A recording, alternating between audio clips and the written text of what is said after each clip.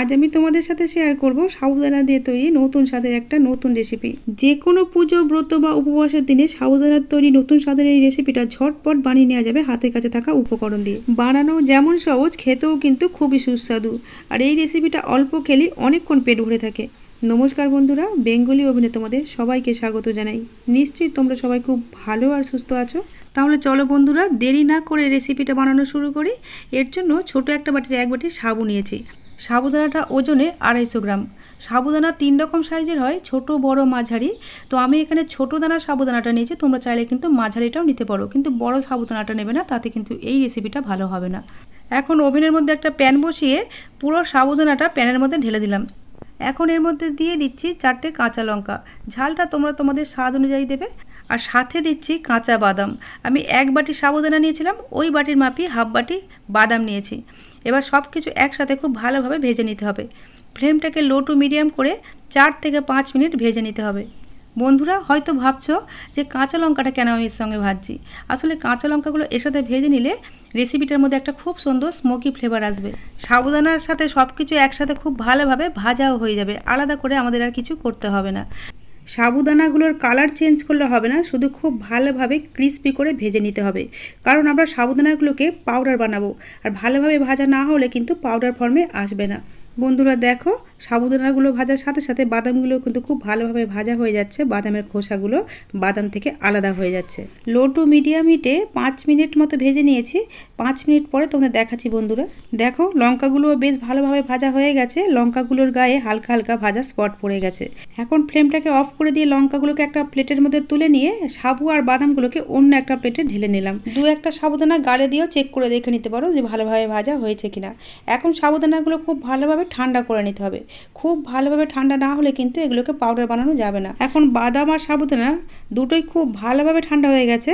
এগুলোকে একটা মিক্সিং জারের মধ্যে নিয়ে গুঁড়ো করে নিয়েছি। গুঁড়োগুলো মিহি না হলেও চলবে, হালকা দানা দানা ভাব থাকলে কোনো অসুবিধা হবে না। তোমাদের একবারে যদি গুঁড়ো করতে অসুবিধা হয় তাহলে 2-3 বার ধরে এগুলোকে অল্প অল্প করে গুঁড়ো করে নিতে পারো।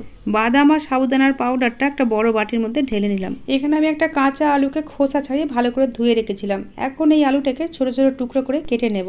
বন্ধুরা আজকের রেসিপিটা তোমাদের যদি ভালো লাগে তাহলে একটা লাইক করো, কমেন্ট করো, আর বন্ধু বান্ধব আত্মীয় স্বজনের মধ্যে শেয়ার করো। আর আমার চ্যানেলে যদি নতুন বন্ধু হয়ে থাকো তাহলে চ্যানেলটা সাবস্ক্রাইব করে আমার পাশেই থেকো।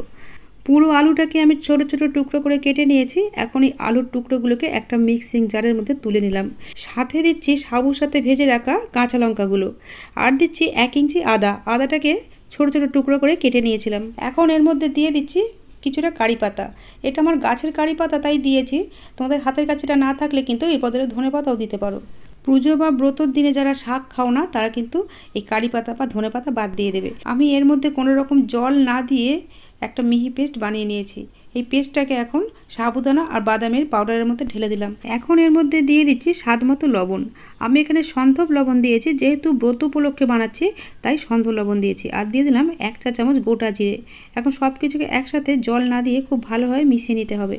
খুব ভালোভাবে মেশানো হয়ে গেলে এর মধ্যে দিয়ে দিচ্ছি নর্মাল জল। যে বাটি করে সাবু মেপেছিলাম ওই বাটির মাপে 1 বাটি জল নিয়ে মিক্সিটা ধুয়ে পুরো জলটাই সাবুর মধ্যে দিয়ে খুব ভালোভাবে মিশিয়ে নিয়ে ওই বাটির মাপে আরও 1 বাটি জল নিয়েছি, সেই জলটাকে অল্প অল্প করে দিয়ে এইভাবে মেশাতে হবে। এই জলটা সবটা দিয়ে মিশ্রণটা খুব ভালোভাবে বানিয়ে নিয়েছি। দেখো ঠিক এরকম একটা থকথকে ব্যাটার তৈরি হবে। এখনও পর্যন্ত এখানে আমি মোট 2 বাটি জল ব্যবহার করেছি। এখন এই মিশ্রণটাকে ঢেকে 15 মিনিট রেখে দিতে হবে।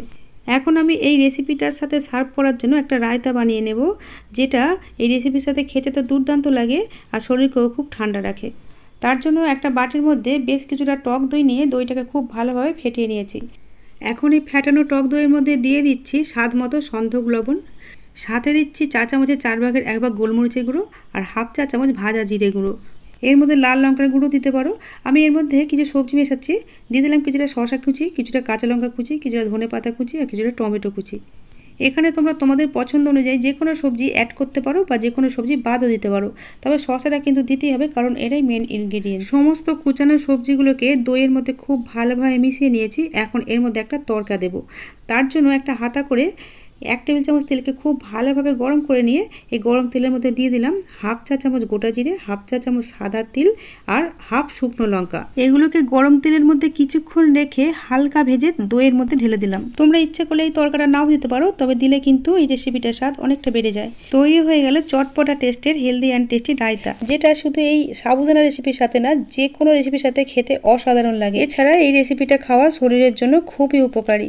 এটাকে সাইডে রেখে দিলাম। এদিকে আমরা যে ব্যাটারটা 15 মিনিটের জন্য রেস্টে রেখেছিলাম, 15 মিনিট পরে দেখো কালারটা অনেকটা চেঞ্জ হয়ে গেছে আর সুজিটা হালকা ফুলে গিয়ে জলটা অনেকটা শোক করে নিয়েছে। এখন এর মধ্যে দিয়ে দিতে হবে আরও একটু জল।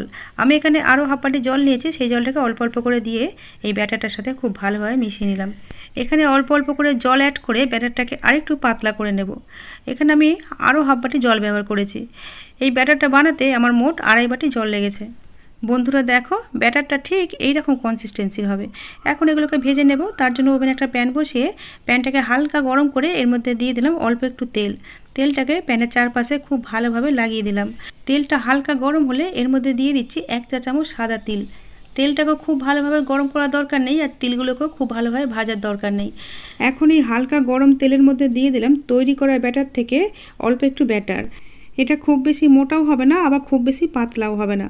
চামচের পিছন দিক দিয়ে এইভাবে চাড়িয়ে দিয়ে ফ্লেমটাকে স্লো করে দিয়ে এর ওপর দিয়ে এবারে হালকা করে সাদা তিল ছড়িয়ে দিচ্ছি। এই তিলটা দেওয়ার কারণে রেসিপিটা খেতেও ভালো লাগবে, দেখতেও ভালো লাগবে, আর এছাড়াও সাদা তিল আমাদের শরীরের জন্য খুবই উপকারী। তবে তোমরা চাইলে তিলটা বাদ দিয়েও বানাতে পারো।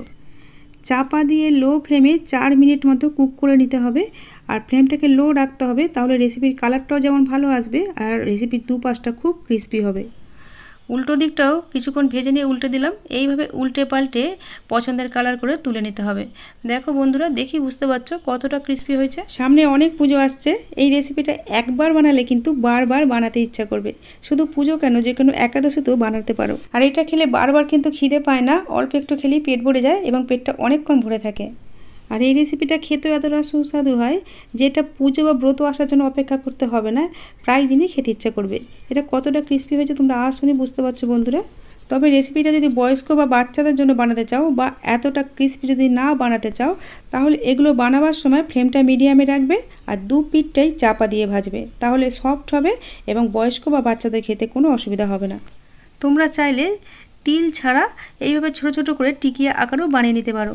যে সকল বন্ধুরা আগে থেকে আমার চ্যানেলটা সাবস্ক্রাইব করে রেখেছো তাদেরকে জানাই অসংখ্য ধন্যবাদ ও আন্তরিক ভালোবাসা। আর যে সকল বন্ধুরা আমার চ্যানেলে আজকে নতুন এসেছো তাদের কাছে আমার অনুরোধ চ্যানেলটা সাবস্ক্রাইব করে আমার পাশে থাকার, আর পাশের বেল আইকনটাও প্রেস করে রেখো যাতে এইরকমই সহজে তৈরি টেস্টি টেস্টি খাবারের রেসিপির ভিডিওর আপডেট সবার আগে তোমার কাছে পৌঁছে যায়। বন্ধুরা আজ তাহলে এই পর্যন্তই। তোমাদের সাথে আবার দেখা হবে নতুন কোনো রেসিপির সাথে। তোমরা ভালো থেকো, সুস্থ থেকো, সাবধানে থেকো। শেষ পর্যন্ত ভিডিওটা দেখার জন্য তোমাদের সবাইকে জানাই অনেক ধন্যবাদ।